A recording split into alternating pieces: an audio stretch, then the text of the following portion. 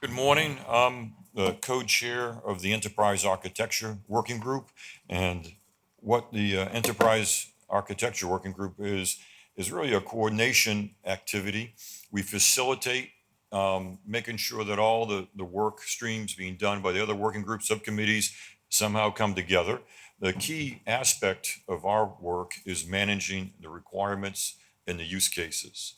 Now, unlike the other working groups have publications, our work is mainly an internal activity. However, we do work with all the working groups and with the outreach effort.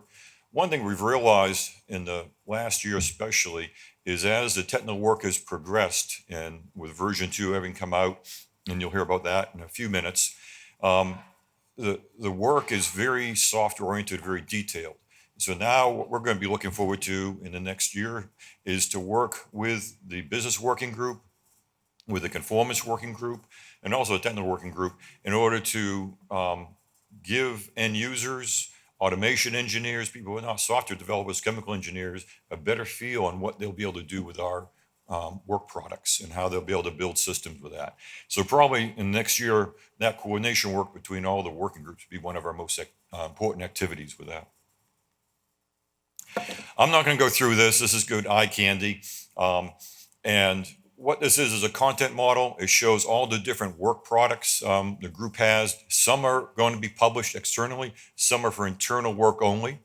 In the middle, you see capabilities, the interfaces, information models. And that's really the core technical work that the technical working group is doing. And you'll see that in the OPAF specifications. Many of the other activities there will be publications.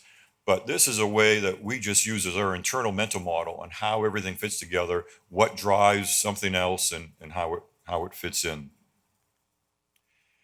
When we talk about end user engagement, I talk about going out.